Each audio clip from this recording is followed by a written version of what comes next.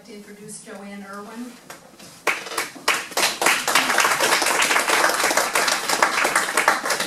Also known as the plant-based nana. There we go. Oh, I didn't scratch the slide. Well, thank you to David and the Heart of Wellness team for having me here to share my passion with you, which is plant-based nutrition.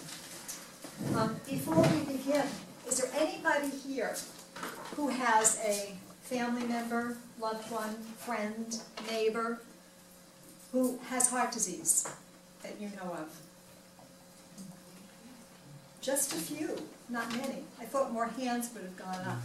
And I'm talking about even if you're on heart medication, blood pressure medication, or statins, cholesterol lowering medication. Anybody know people on that?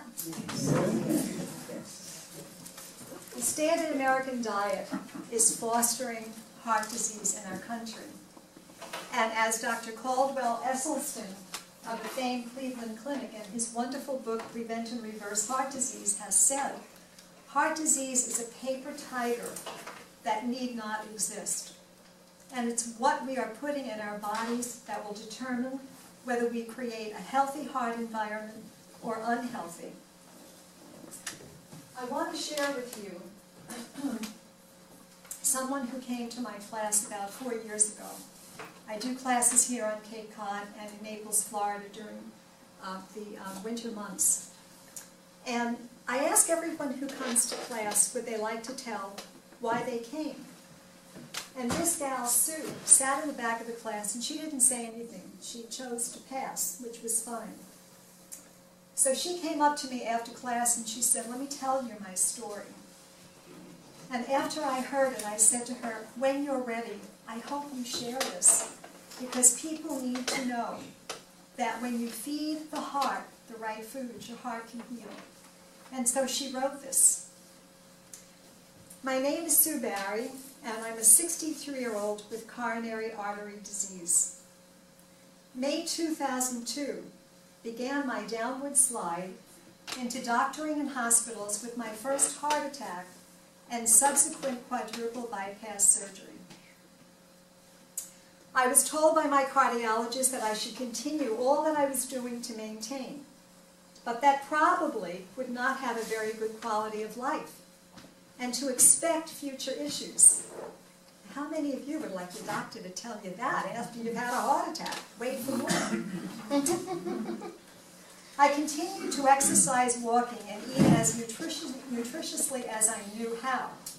The standard heart diet. And if any of you have ever seen the American Heart Association diet book, which I have collecting cobwebs in my basement, it's not all that heart healthy. My total cholesterol continued to range in the high 200s with the highest of 306. I did maintain until August 2011, when I had a second heart attack and suffered congestive heart failure. And she came to my class about 2 years after this.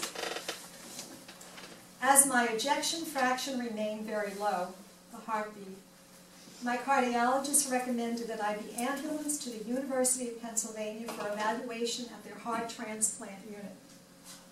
After seeing many doctors, the lipidologist strongly recommended LDL apheresis as my treatment, which would be done twice monthly for the rest of my life and necessitate a 3-hour trip from Delaware to the University of Pennsylvania.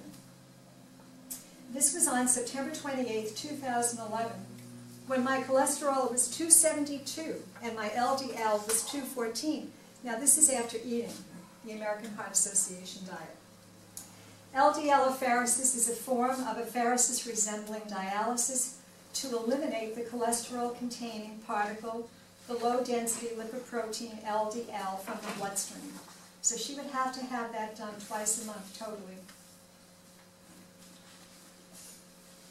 Each procedure takes several hours. Going home to ponder and pray about having to live this way, my daughter found Dr. Esselstyn's book, Prevent and Reverse Heart Disease. After devouring Esselstyn's book, I told my lipidologist that I wanted to try plant-based nutrition to see if it would reverse my lab scores. I would have loved to have been a fly on the wall to hear his comments after that. My numbers began to improve immediately, and my follow-up visit to University of Pennsylvania found me no longer eligible for apheresis treatments. I continue to follow a plant-based nutrition regimen and continue to experience great lab scores. My current total cholesterol is 152. My HDL 47, my LDL 86. My weight has come down from 142 to 118 today. I feel good, exercise often, and share my story as often as I can. Plant-based nutrition heals. I hear stories like this all the time in my classes. So when we talk about plant-based nutrition, we're talking about foods in the new 4 food groups: your fruits, your vegetables, your beans, and your grains. But for the sake of healing the heart, I strongly recommend your dark leafy greens, which I grabbed out of my fridge. Kale. Kale is the king of immunity. Dr. Joel Furman has given some great acronyms to talk about the healthy foods, and he calls them G-bombs. G-bombs. Your greens, your beans, your onions, your mushrooms, your berries, your seeds, your nuts. And for heart health, these greens, your kale, your collards, your bok choy, mustard greens, dandelion greens, broccoli, they have fabulous antioxidant power that neutralizes free radical damage. And the other thing the greens do, along with the beans, they have an amino acid, it's called L-arginine, and you don't need to know this, but what L-arginine does is produces nitric oxide. Nitric oxide is called a miracle molecule, which helps to relax our blood vessels, allowing the blood flow to the organs that need it. And it heals the endothelium, which is the lining of our blood vessels. And according to Dr. Esselstyn, that is just the life jacket for our whole vascular system. So I encourage people, have the greens every single day. And the steamed greens are the best way to get the nutrients from the greens rather than raw. Raw is good, but steaming really gives you the nutrients. Everybody with me? Mm-hmm. And the beans. Any cancer patients, lentils have been shown to be the legume which really reduces the risk of cancer recurrence. And the grains, a lot of people stay away from grains nowadays. We need the unprocessed carbs, the good unrefined carbs for our brain health. We need about 130 grams a day. There are some authors out there who say don't eat greens, they're bad for the brain. Research has shown otherwise. So we have quinoa, we have amaranth, we have barley at home, you have millet, you have brown rice. These are the healthy foods that heal. Now, how many of you have read Dr. Esselstyn's book? Anyone? When I started eating this way in 2006, thanks to Dr. Kumaris at Hartley, how many of you know Dr. Sid? Our own physicians. This was one of the first books I read, and it is absolutely incredible. Esselstyn was a thoracic surgeon, is a thoracic surgeon at the Cleveland Clinic. But he was always interested in heart disease, and he wanted to know why are all these people coming into the clinic? They get stents, they get angioplasties, they have bypass surgery, but they don't get rid of the heart disease. So they sent him, after he proposed research to the cardiac department, they sent him their most severe cardiac patients. 24 patients entered into his study. 18 survived in the study. And he showed over the duration of his study how many of these people healed and continue to live despite terrible prognosis. One woman was 57 years old, massive heart attack. She was told to basically go home and sit in a rocking chair. So she said to her doctor, "What do you mean? I'm going to go home and sit and wait to die?" He said, "There's nothing more we can do." Evelyn is alive and well today in her late 70s by eating whole foods, plant-based way of eating. Now, Dr. Esselstyn, he and his wife got me into this back in 2008. he was criticized because they said, well, your first study is small, only 24 patients. He's just completed a massive study with 198 patients, all of whom have had cardiovascular events. And his report is in the Journal of Family Practice, July 2014 edition. But what it basically showed, they had 198 patients come into this study. All of them had heart disease, a significant cardiac event. And they were told to all eat whole foods, plant-based. Out of that group, 177 adhered to the plant-based nutrition way of eating. 20 of them did not. They fell off to the wayside. Out of the 177 who ate this way, which is a fabulous, healthy way of eating and tasty too, over 3.7 years, only one cardiac event. The individual had a stroke. Out of the 13 who did not adhere to this way of eating, out of the 21 rather, who did not adhere to this way of eating, 13 repeat cardiac events. And I heard Dr. Esselstyn again on the Holistic Holiday at Sea Cruise last March. He was a keynote speaker. And he listed all of the famed heart studies that have been done. There's a Lion study and a whole bunch of others whose names I don't remember. His had the best results showing what can heal. Not only prevent heart disease, but reverse heart disease. And this can all happen like in 3 weeks, believe it or not. Very, very quickly. Your numbers can reverse in 3 weeks.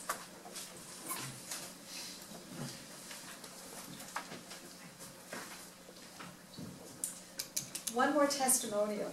And I know this isn't even the icing on the cake to give you the information that I'm so passionate about, that I know can heal. People come to my classes and they're amazed at the change just in 3 or 4 weeks of eating this way.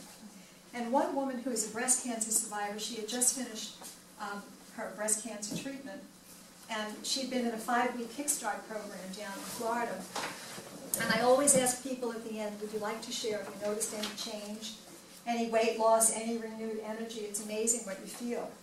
And this is what she said, and I asked her to write it up. She said, on March 7th, I attended the first of 5 classes taught by, well, me, Food for Life for Cancer Prevention. One of the first assignments was to set a goal of 3 weeks on a plant-based diet plan. With recipes and tips, I was surprised at how easy it was to follow. My confidence grew in knowing that I was getting the essential vitamins, minerals, and protein. A lot of people ask me, what about protein? You get all you need. On March 26th, I went to the doctor for an annual checkup and was amazed to learn that for the first time in almost 10 years, my blood pressure was 110/70. And this woman sat in the front row, and honest to God's truth, she welled up in tears, and she said, I have struggled to lower my BP for years. First by watching my diet, and when that didn't work, I finally began taking medicine. That only helped a little. My BP remained too high. I credit my lower BP to the 3 weeks I stayed on a plant-based diet, and I fully intend to follow this lifestyle for life. Words cannot describe how happy I am to finally be on the right track. And it was an amazing testimonial. I get goosebumps every time I think about it. But, you know, a lot of people say, well, whole foods, plant-based, am I going to miss meat? I'm going to miss my cheeses. I'm going to miss all my dairy products. It takes about 3 weeks to begin to change your taste buds and to kind of ward off those cravings, because meat, the taste of meat is very addictive. Cheese is very addictive. If people knew what cheese and dairy products did to their triglyceride levels within a matter of hours, you'd be amazed. There's just so much to share. I get so excited about sharing this information that I know can be healing. My own way of getting into this, I bopped in to see Dr. Sidris back in '06, and I thought, I'm healthy. You know, I've never had a weight problem. I exercise, I eat low-fat, I have low-fat yogurt, I have skim milk, I've got low-fat margarine. And I sat there, pride, hubris comes before the fall. Well, I had a fall. And he said to me, I looked at my labs, my cholesterol was 246, my LDLs were 179. I sat there shocked. And I said to him, I'm not going to take any statins. And if you know Dr. Sid, in his Indian dialect very calmly, he said, well, would you be willing to give up beef, pork, lamb, and dairy?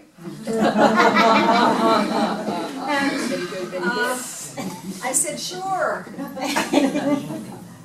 And I left there thinking, okay, what next?